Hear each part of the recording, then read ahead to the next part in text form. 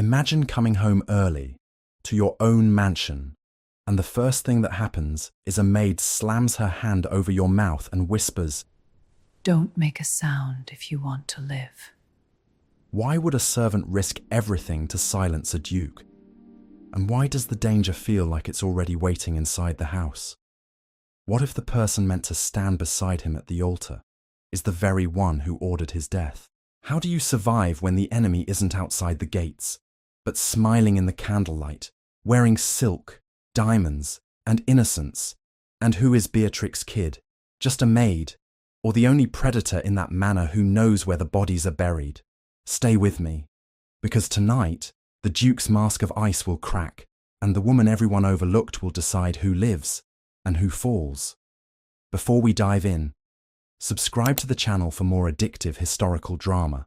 If you love twists, tension, and scandal in high society, hit like right now and share this video with a friend who can't resist a deadly romance. Now, listen closely, because in the Montgomery mansion, silence is survival. Montgomery Manor had its own way of breathing at night, slow, measured, as if the house were too proud to admit it could ever be startled. The corridors held the faint sweetness of beeswax polish and old roses pressed into wallpaper long ago. But beneath that sweetness lay something colder, damp stone, iron from the grates, and the sharp, honest scent of fog that had slipped through imperfect window seals. Even the silence carried texture here. It was never empty. It was layered, cloth whispering against cloth, distant pipes settling, a clock far off marking time with a patience that felt almost cruel. Beatrix Kidd moved through that silence like a secret the house had learned to keep. She was meant to remain in the margins, the servants' stairs, the shadowed passages, the rooms where no one important ever bothered to look. Yet tonight she was closer to the heart of the manor than she had any right to be, and not because she had grown careless, because something was wrong. At first it was only a sound, a delicate scrape that did not belong to timber or wind, metal, barely kissed against metal, the kind of sound that could hide inside a heartbeat if you weren't listening for it. Beatrix stopped, every sense tightening as if pulled by invisible strings. The air tasted different here, too still, too arranged. Then came the door. It opened with a restraint that felt practiced, and the man who stepped through did not step so much as claim the space with his presence. Julian Montgomery, Duke of Montgomery, supposed to be days away, weeks even, according to the household's careful expectations. He wore travel's darkness like a second coat, mist clinging to his shoulders, the cold drawn into the lines of his face. He should have been exhausted. Instead, he looked sharpened, as though the road had honed him rather than drained him. His gaze swept the corridor, quick, assessing, dangerous, the kind of look that made people lower their eyes without knowing why. He saw Beatrix. Recognition flickered, not warmth, never warmth, but the cool certainty of a man who remembered every detail that belonged to his property. His lips parted, likely to demand an explanation, to summon authority with a single word. Beatrix crossed the distance before that word could be born. Her hand shot up and sealed his mouth with unyielding force. No hesitation, no tremor, no apology, skin to skin.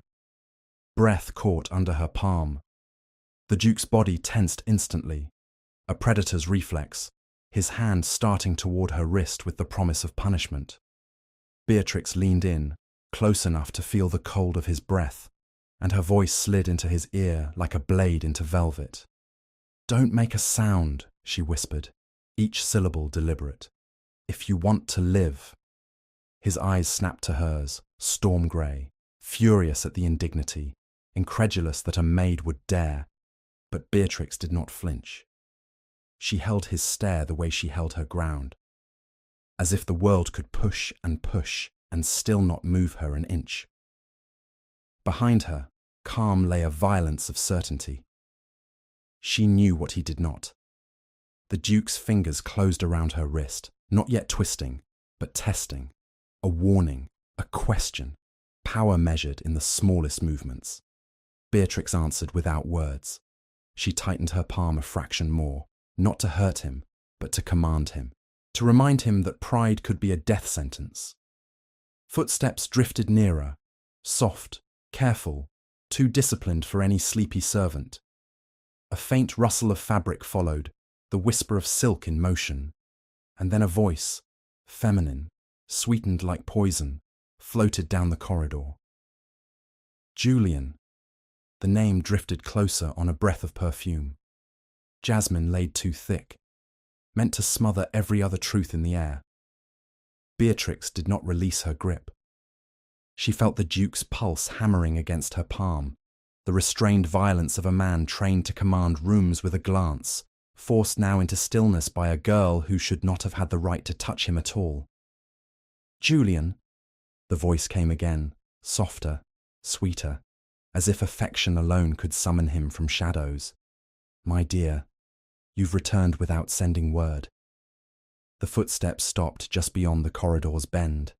Whoever stood there did not hurry, did not stumble in surprise. There was a patience to it, the kind patience had when it already knew the ending. Beatrix slid her mouth nearer to the Duke's ear. "Breathe through your nose," she murmured. "If you cough, if you speak, she'll know exactly where you are." His eyes narrowed. Fury, yes, but behind it, something else. A sharp, unwilling calculation. He listened. Silk whispered. A faint chime of jewelry followed, not the clumsy music of a girl playing dress-up, but the deliberate sound of wealth worn like armor. The Neuva, lady whoever the world had been instructed to admire, stepped into range of the corridor's lamplight. She moved as though the manor belonged to her already, as though every portrait of Montgomery ancestors was merely an audience for her performance. "My love," she said, voice honeyed with relief. "You frightened me. The roads are dreadful this season. Fog, thieves, terrible tales." Terrible tales, Beatrix thought, and felt the Duke's body tighten beneath her hand. Not from tenderness, from recognition of the word thieves spoken too neatly, like a line read from a script. Lady. No, not lady. Not in Beatrix's mind. A woman could be a lady and still be dangerous. But this one wore danger without the decency of honesty. She turned her head slightly, and the gesture was small enough to seem meaningless.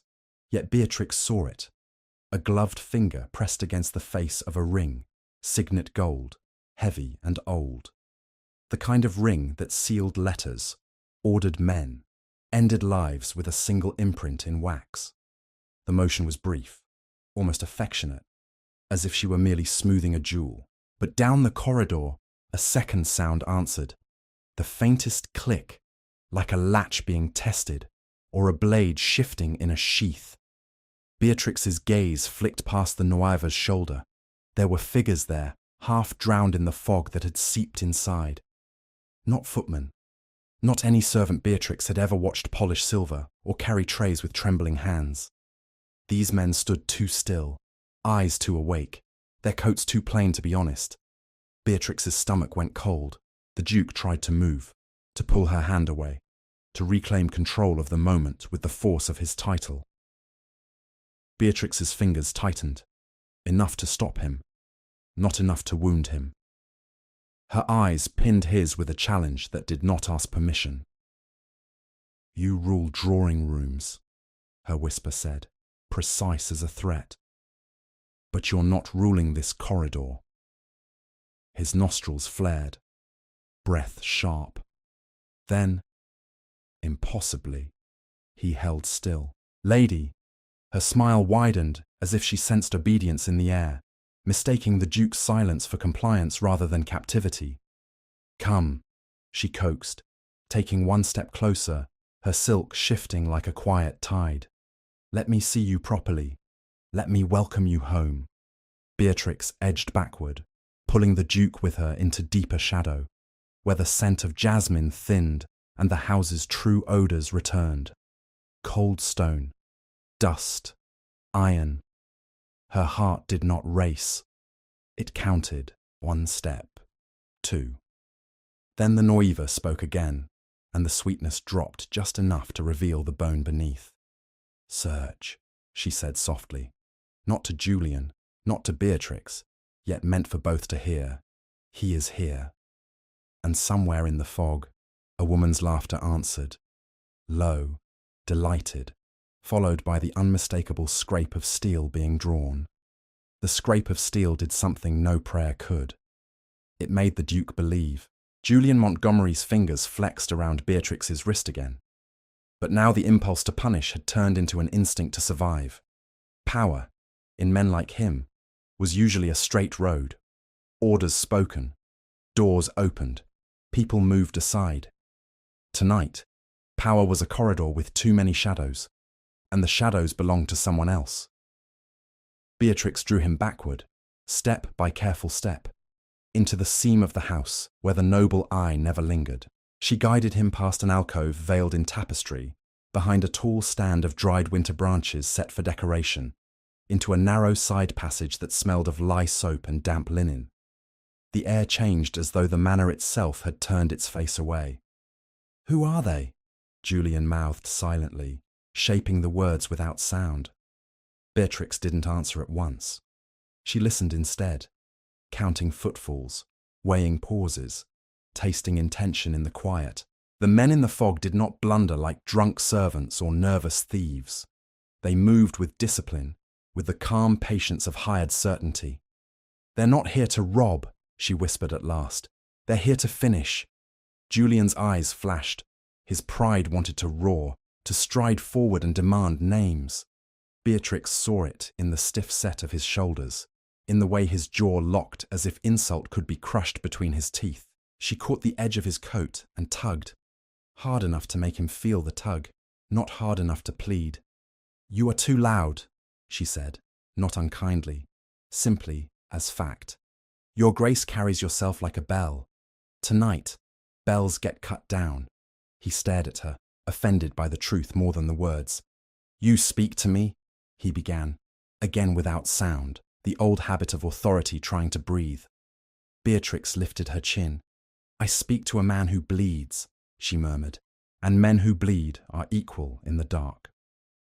They slipped deeper into the service corridors. The walls narrowed, the plaster rougher beneath her fingertips. Somewhere above them, a ballroom existed. Polished floors, gilded mirrors, chandeliers that pretended the world was gentle. Down here there were hooks for coats, buckets for ash, doors that opened to pantries and sculleries, and a steady chill that crawled up through the soles of one's shoes. Julian's gaze swept over it all with a kind of furious astonishment. Not because he had never imagined such passages existed, but because he had never been forced to acknowledge them. The hidden spine of his own home, the veins that kept it alive. "You know these ways," he breathed. "I live in them," Beatrix replied, "while you live above them." A door ahead stood half ajar. Beatrix halted, then eased it open a fraction more, letting the smell of coal dust and cold brick wash over them. She peered through. Empty. But emptiness meant nothing when death could be waiting around a corner. Julian leaned closer, voice a thread of ice. "My fiancée would not—" Beatrix cut him off with one look, sharp as a slapped glove. "Wouldn't she? Or wouldn't you?" The question struck deeper than any blade. For a heartbeat, the Duke's mask held, perfect, polished, unbreakable. Then something in his eyes shifted, a crack so fine it might have been imagined. Not softness, not surrender. A dawning comprehension, bitter as smoke. A sudden murmur drifted from behind them. Men speaking in low tones, closer now. Beatrix's hand darted to Julian's chest, pushing him back into the passage's narrow throat. His breath hitched against her palm, hot against her cold control. "Stay," she hissed. "If they see you, you die. If they see me, they'll try." "Try," he mouthed, and there was a dark, unwilling admiration in it. Beatrix's smile was brief and dangerous. "I'm not easy to bury." She reached for the latch of another door, only to find it stiff, as though recently oiled, as though used. She pressed harder. It didn't give. A faint metallic sound answered from the other side. Someone had turned the key, and then, from the corridor behind them, Lady, her voice gliding closer through the fog like silk over a throat, spoke with gentle certainty. "Search the servants' ways," she said. "The maid always knows where the Duke hides." The locked door did not merely refuse Beatrix. It mocked her, smooth and confident in its silence. She pressed her shoulder into the wood, then tried the latch again with controlled force, listening for the smallest betrayal in the mechanism. Nothing. Whoever had turned that key had done it recently, as though anticipating this exact moment, as though the house itself had been arranged like a trap, and they were the prey walking obediently into its teeth. Behind them, the fog carried whispers, not the gossip of servants, not the lazy murmur of a late household. These were clipped exchanges, measured breaths, the faint scuff of boots kept intentionally quiet. Men who understood that noise was a warning. Julian's presence filled the narrow passage like a storm held inside walls too thin.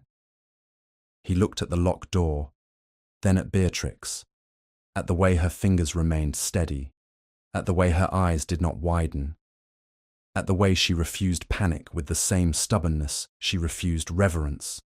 His jaw tightened, and when he finally spoke, it was no louder than a confession. "You should not be here," he said. Beatrix's mouth curved, not in humour, but in defiance. "And yet, here I am." A small space opened beside them, an old pantry door, half concealed by stacked crates. Beatrix slipped it open just enough to let them through, guiding Julian with a hand at his sleeve, firm and unceremonious.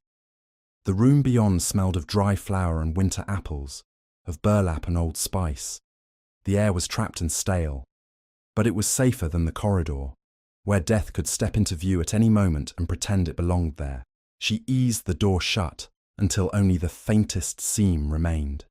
Through it came the muffled sound of pursuit, footsteps pausing, shifting, turning as if guided by a patient mind. Julian's eyes found hers in the dim. "My fiancé," he began, tasting the word like something foreign. "Would not dare." Beatrix lifted a finger, quiet, commanding, and the gesture alone made him stop. Not because he feared her, because he was beginning to believe her. The change in him was subtle, almost violent in its restraint. A man used to certainty forced to stand in a world where certainty could be purchased, forged, or stolen. "She dares because she thinks you are predictable," Beatrix whispered. "Because she thinks your title will protect you the way it protects her. And you," his voice edged low, dangerous. "Do you think it will protect you?" Beatrix met him without lowering her gaze. "No," she said simply. "That's why I'm still alive." A silence settled, heavy, intimate, sharpened by the knowledge that the wrong breath could summon knives. Julian's hand rose, halted near her wrist as if remembering the indignity of her palm over his mouth. His fingers hovered, then fell away.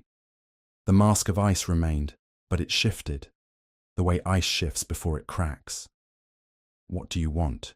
he asked. The question was not what it sounded like. It was not an offer of coin. It was a recognition of debt. A reluctant admission that power had limits and that, tonight, he was the one bargaining. Beatrix leaned closer, her voice a thread pulled tight. "I want you to listen. I want you to survive. And I want you to stop assuming the people beneath you cannot see what's above."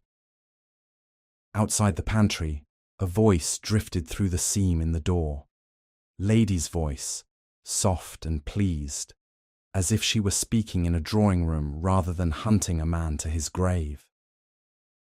"Search every passage," she murmured.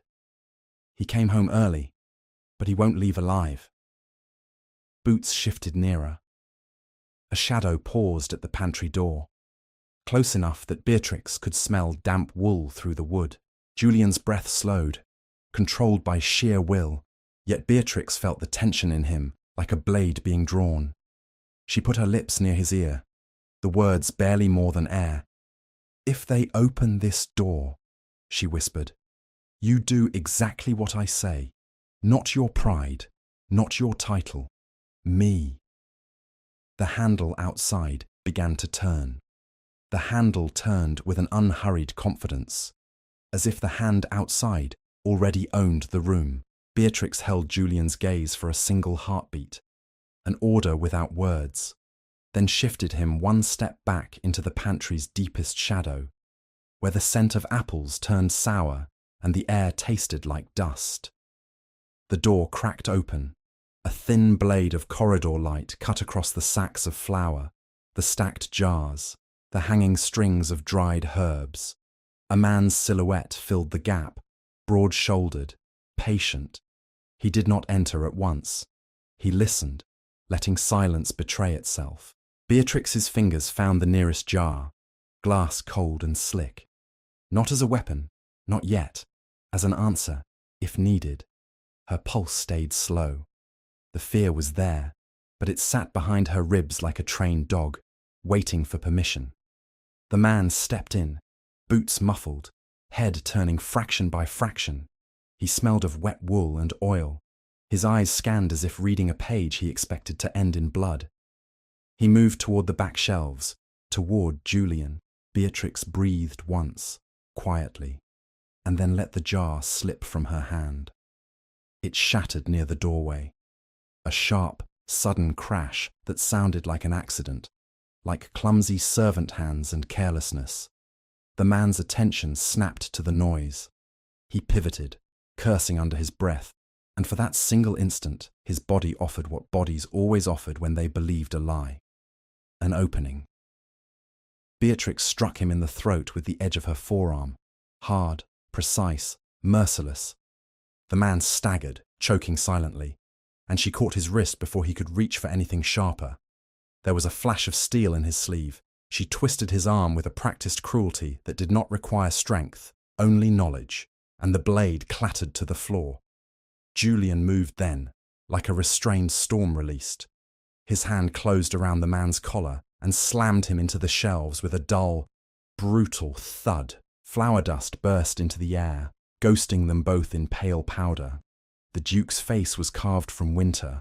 No mercy, no hesitation, only a cold efficiency that made the pantry feel smaller.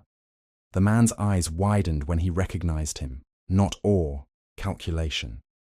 And the calculation died when Julian's fingers tightened. "Who sent you?" Julian asked, voice barely louder than breath. The man wheezed, eyes darting to Beatrix. His lips tried to shape a smile, but it came out as a grimace. "The lady," he rasped. "The one you put a ring on. The one who smiles." Beatrix didn't flinch at the confirmation. Julian did, so subtly most people would never notice. The crack in his mask was not softness. It was disbelief turning to rage, rage turning to something more dangerous. Clarity. Outside the pantry, other footsteps approached, 2, 3, more, drawn by the crash, by the silence that followed it. Voices murmured, low and controlled. Julian's gaze flicked to the fallen blade, then to Beatrix. "How many?" he mouthed. Beatrix listened, counting, tasting the rhythm of pursuit. "Enough," she whispered. "And they're not searching blindly anymore." The man in Julian's grasp coughed out a laugh that sounded like phlegm and victory. "She planned it clean," he wheezed. "A duke dies in his own house. Tragic, private, no scandal, just inheritance." Julian leaned closer, the words like ice pressed to skin. "Inheritance?" The man's eyes shone with a sick satisfaction. "Your papers are already prepared," he said. "Your seal has already spoken. By morning, she'll be mourning and owning." Beatrix's stomach tightened, not with fear, but with a hard, focused anger. Julian's hand loosened, not from mercy, but from restraint. He looked at Beatrix as if seeing her fully for the first time. Not a maid, not a nuisance, but the only person in this house who understood what was happening before it happened. The voices outside grew nearer, and one of them, silk soft, delighted, carried through the corridor. "Find them," Lady murmured. "I want him alive long enough to understand." Beatrix bent, picked up the fallen knife, and offered the handle to Julian without ceremony. "For once," she whispered, "stop being a duke, be a man who refuses to die." They left the pantry not as fugitives scrambling, but as conspirators moving with intent. Beatrix led the way through the servant arteries of the manor, where the air was colder and the walls sweated faintly with damp. The scent of flour still clung to her hands. It mixed with the sharper tang of steel and oil, and the sweetness of apples turned bitter in her throat. Julian carried the knife as if it offended him. Too plain, too honest, yet his grip never loosened. He had stopped trying to reclaim control with words. Now he listened, and the listening changed him. Each time a footfall approached, his body aligned behind Beatrix's instinct instead of his own pride, like a man learning, too late, where the true rules lived. Behind them, the voices multiplied, not frantic, coordinated, doors opening softly, a murmur of instructions. The house was being combed, and it was being combed by people who knew exactly what they were looking for. Beatrix chose a narrow stairwell that rose steeply into the older spine of the manor. The steps creaked, unless you placed your weight where the wood had been worn smooth by years of invisible labour. She stepped precisely. Julian followed, large and silent, the kind of silence that did not belong to him naturally, but was being forced into him by necessity. At the top, the air changed again, drier, touched with old paper and leather bindings. Beatrix's fingers brushed the moulding until they found what she wanted. A panel with a hairline seam, a hinge hidden under paint. She pushed, and the wall gave way as if it had been waiting for her all along. Inside was a passage narrow enough to make even Julian angle his shoulders. It smelled of dust and ink, of secrets kept too long in the dark. Beatrix moved without hesitation, her breath steady, her mind already mapping the next turn. Julian watched her with an intensity that was not admiration and not suspicion, but something closer to reluctant recognition. "You know this house better than I do," he murmured. "I know what you refuse to see," Beatrix replied, and there was no softness in it. "The house serves you. It does not belong to you." The passage opened behind a bookcase in the private library, one of the Duke's sanctuaries, meant to hold calm, not terror. Here the air carried the warm bitterness of old mahogany and the faint smoke of a banked fire. Outside, somewhere deeper in the mansion, a door slammed, too loud, too impatient, and voices rose briefly, then dropped again, disciplined, back into quiet. Beatrix crossed the library as if she had every right. Julian's gaze swept the room, then narrowed on a desk drawer left slightly ajar. The Duke approached it as if drawn by an invisible thread, and Beatrix felt the shift in him, anger turning into purpose. He pulled the drawer open. Inside, beneath neatly stacked correspondence, lay a false bottom. Julian's fingers found the seam with the certainty of a man who had signed too many papers to be fooled by carpentry. He lifted it. Documents stared back like exposed bones.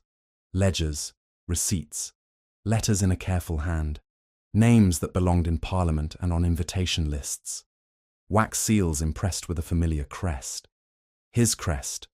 Julian's breath went shallow. "This is my seal." Beatrix's eyes flicked over the papers, and her stomach tightened at what she recognized. The shape of the handwriting, the cadence of the phrasing. Not the Duke's, never his. Another hand mimicking authority, practicing it, perfecting it. "She's been writing as you," Beatrix whispered, "for a long time." Julian's jaw clenched hard enough to ache. "How do you know?" Beatrix held his gaze, unblinking, indomitable. "Because I've seen that hand before," she said, "and because it ruined people who thought titles made them untouchable."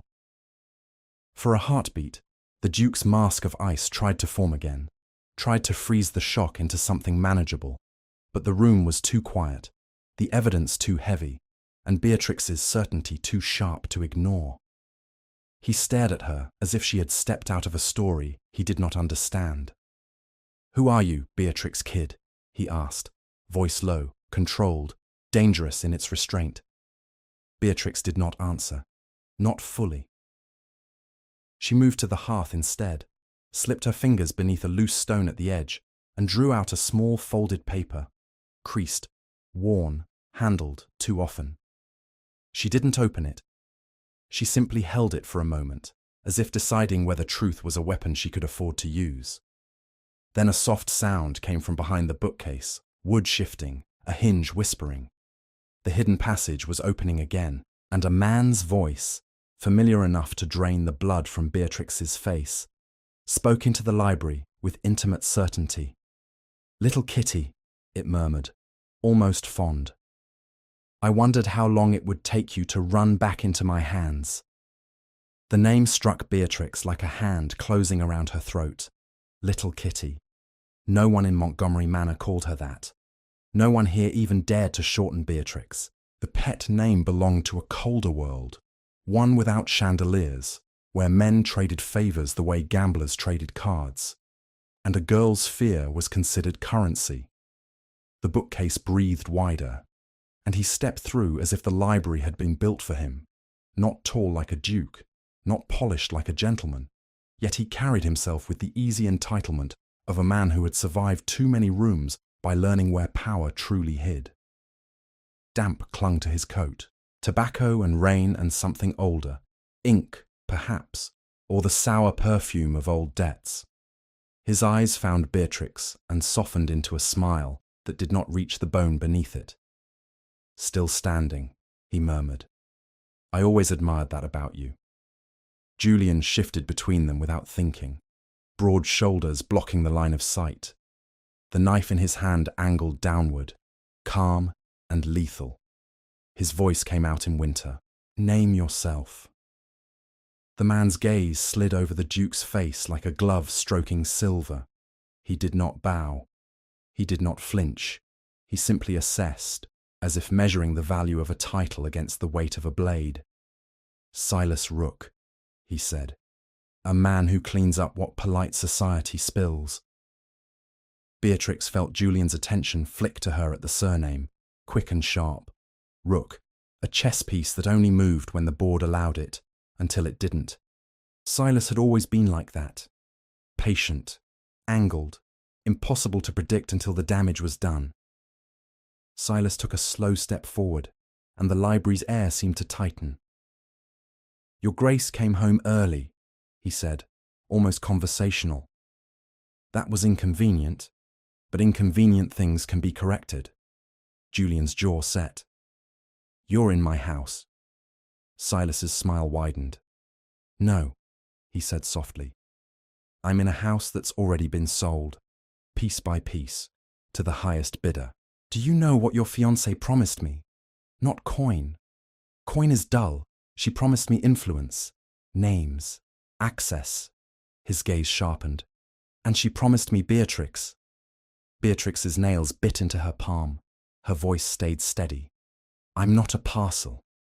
Silas looked pleased by her anger, as if it proved she still belonged to the story he wanted. "Indomitable," he sighed, "just like before." Julian's knife lifted a fraction. Before? Beatrix didn't answer. The truth pressed against her ribs, but Silas was the kind of man who used truth like a chain. Wrap it tight. Watch someone choke on it. She refused him that pleasure. Silas moved his hands slightly, showing empty palms with theatrical innocence. "Don't be dramatic, Your Grace. I'm not here to fight you. Fighting is messy." He tilted his head, listening as distant footsteps echoed somewhere below. Searchers still combing the manor. "I'm here to deliver a message." Julian's voice was a low warning. "Speak." Silas's eyes flicked to the documents on the desk, to the wax seals, to the crest. "Your seal has already been working overtime," he said. "Orders, payments, signatures. It's remarkable what a man can be made to authorize when someone else holds the pen. He let the words settle, then added, almost kindly, "By morning, the world will believe you died as you lived, quietly, inconveniently, with no scandal to stain anyone important." Julian's face did not change, but something in him hardened into a colder shape. "And Beatrix?"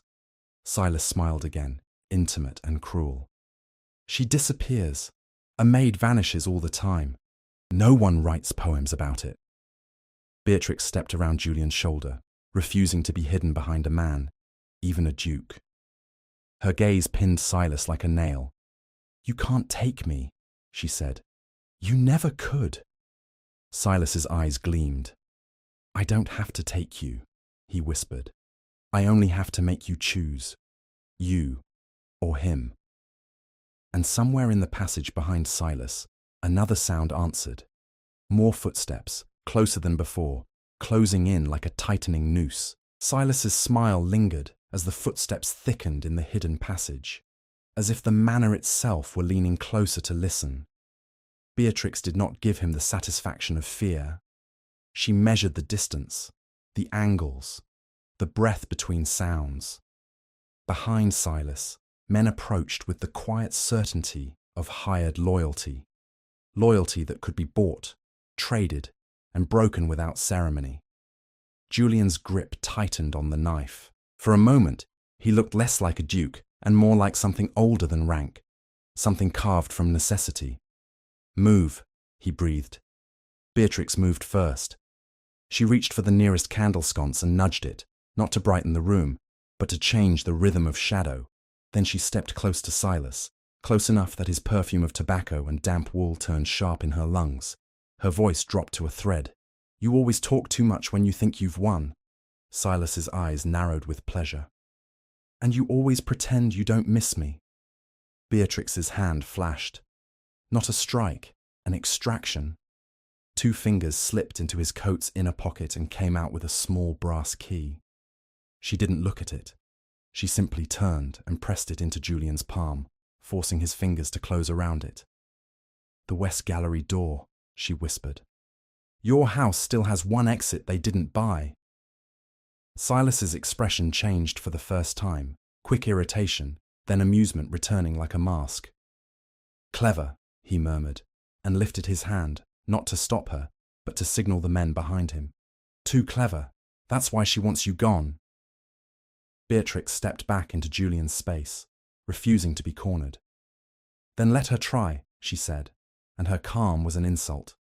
They moved as one, Julian's shadow at her shoulder, his breath controlled, his silence learned. The library's hidden seams swallowed them again, spitting them into a narrow corridor that smelled of cold plaster and old varnish. Below, the manor's other life continued, music beginning somewhere, a harp or a pianoforte warming into delicate notes.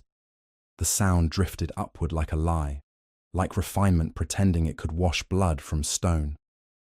Lady had called for gathering, a welcomes perhaps, a small late-hour assembly to greet the returning duke, a stage where witnesses could be arranged, where smiles could be turned into alibis, where a death could become tragic rather than criminal. Beatrix felt Julian's fury tighten, the old arrogance rising to the surface as if eager to reclaim its throne. She caught it with a glance. "Not yet," she murmured. "Not until you know who's already kneeling to her." They reached the West Gallery door. The key turned with a soft, obedient click. The air beyond was colder, carrying the scent of wet gardens and crushed ivy. Freedom, almost. But the moment the latch gave, voices surged nearby, and light spilled from an adjoining hall. They were too late to leave quietly. Julian's world opened into sound, laughter polished to a shine, crystal chiming, silk whispering across floors.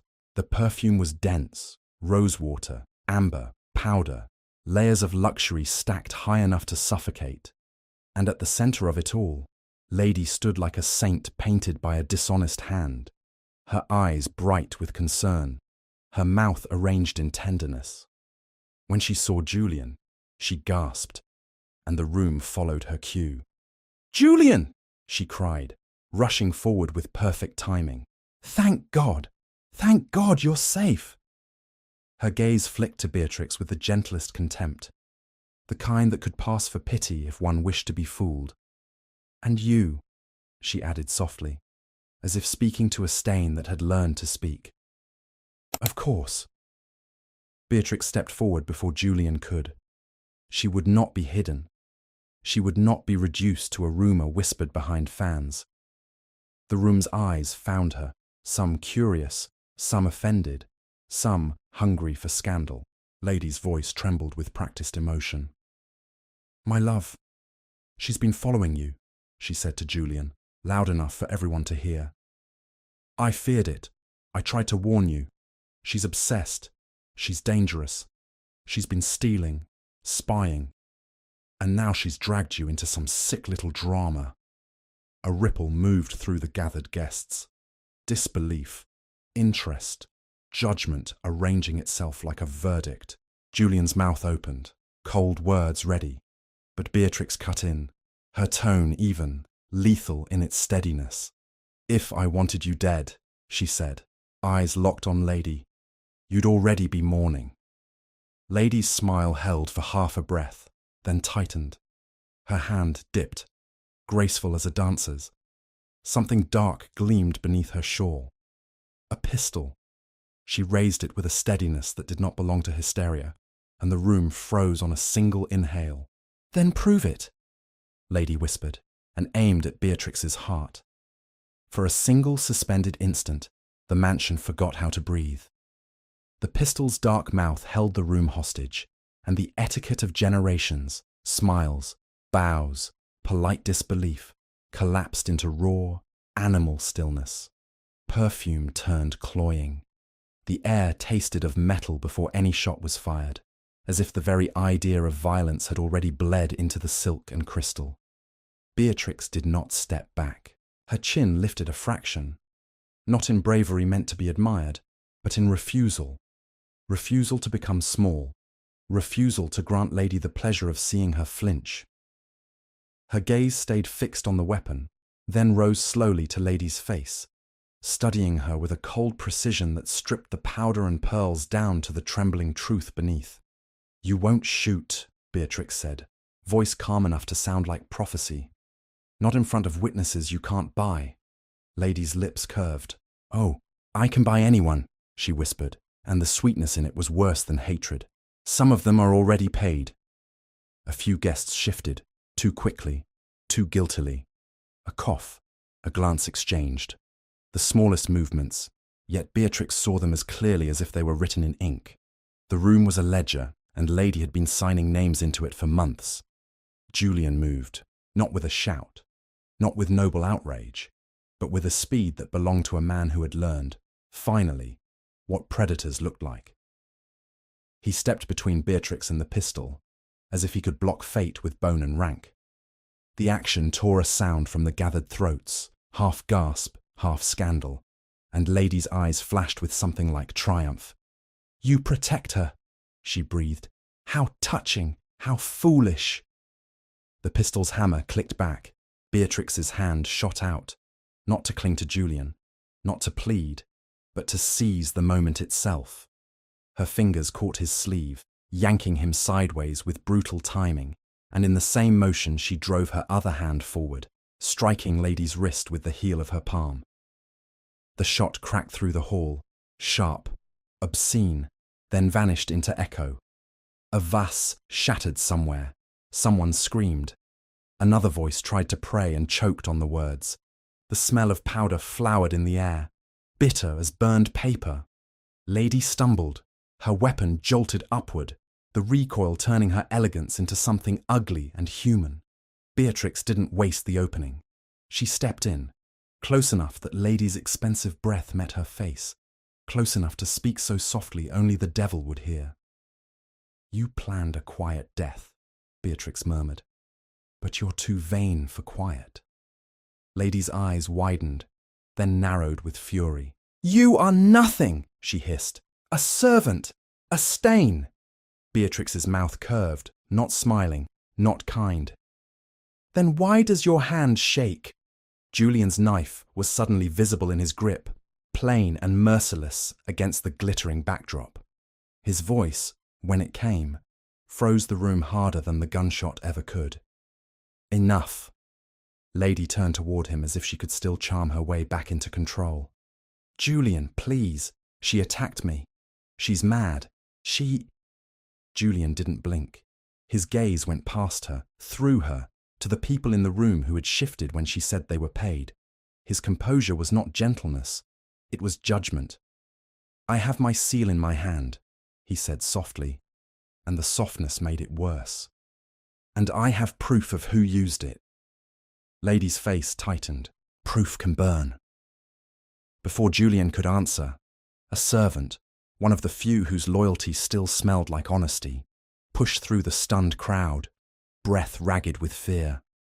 "Your Grace," the servant whispered, words trembling. "There are more men outside the gates." Julian's eyes hardened. "My guards," the servant swallowed. "No, sir." And in the sudden hush that followed, Lady's smile returned, slow, satisfied, and absolutely certain. "They're here," she whispered. "Now you can die properly." The certainty in Lady's smile spread through the hall like spilled ink, darkening every face it touched. Outside the gates, men moved with the confidence of ownership, and inside, the guests stood frozen, too refined to run, too terrified to pretend this was merely an unpleasant misunderstanding. The scent of gunpowder clung to the air, bitter and undeniable, and the mansion's music, so recently delicate, had died mid-note, as if even the strings refused to lie any longer. Julian Montgomery did not raise his voice. He did not need to.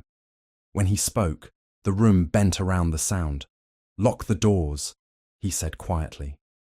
A ripple of hesitation went through the servants, trained to obey Lady's soft commands, trained to fear scandal more than sin. Beatrix's gaze swept them, and she chose one footman whose hands were steady, whose eyes did not dart toward Lady for permission. "Now," Beatrix said, sharp as a snapped ribbon. "If you wait for courage, you'll die waiting." Something in her tone, its contempt for fear, its refusal to plead, cut through the paralysis. The footman moved. Then another. Bolts slid. Keys turned. The mansion, which had been a cage for Julian, became a cage for his enemies. Lady's eyes widened, then narrowed with fury. "You can't," she hissed. "You think walls stop men who are already paid." Julian's knife lowered, not because he softened, but because he no longer needed to threaten. His hand reached into his coat and drew out a small seal case. His crest, his authority, the very symbol Lady had been wearing like stolen skin. "You wanted witnesses," he said, gaze sweeping the assembled aristocrats. "Very well, witness this." He lifted the documents from the library, letters, receipts, orders bearing his crest, and read names aloud with cruel precision. A magistrate's clerk, a steward, a cousin with gambling debts, a guest whose laugh had sounded too eager. Each name fell like a stone into a pond, sending ripples of panic outward. Some faces blanched, some turned away. One man tried to slip toward the door and found it locked. Lady's composure began to crack at the edges. "Forgery," she snapped. "Lies. The maid is poisoning you." Beatrix stepped forward, unflinching under 100 eyes. "If I were poisoning him," she said evenly, "I'd start with the woman who put a pistol in a ballroom and called it love." A murmur swelled. Revulsion, disbelief, hungry judgment. Lady's smile faltered, then returned too brightly, like a candle refusing to admit it was dying. "You'll ruin me," she breathed at Julian, as if accusation could become intimacy. "After everything I did for you." "You did nothing for me," Julian replied, and for the first time, the ice in his voice carried heat, rage held under discipline, a crack of something human. "You did it for my name." Outside, fists struck the gates, dull thuds, impatient. Lady's gaze flashed toward the sound. She tried to move, tried to turn her body into escape. And Julian's hand caught her wrist with a grip that made her gasp. "Bring the constable," he told the nearest servant. "Not mine, the parish constable, and send word to my solicitor in London before dawn." Lady struggled, her elegance dissolving into something frantic. "They'll kill you," she spat. "Those men will burn this house with you inside it." Julian's eyes met Beatrix's, and something silent passed between them. Not romance, not softness, trust, the kind forged in terror, purchased with truth. "They won't," Beatrix said, calm as a verdict. She lifted the small brass key she had stolen earlier, then tossed it to the footman. "Open the west gallery. Let them see torches on the grounds. Make it look like the Duke's men are already here." The servants moved, hurried now by purpose. Lanterns flared, footsteps pounded. The mansion's life surged into motion under new command. Lady's breath came fast, her control finally splintering. "You think you can stand beside him?" she hissed at Beatrix. "A maid, a nobody." Beatrix leaned close enough for Lady to smell the gunpowder still clinging to her. "I'm the reason he's alive," she whispered. "And you're the reason you won't be."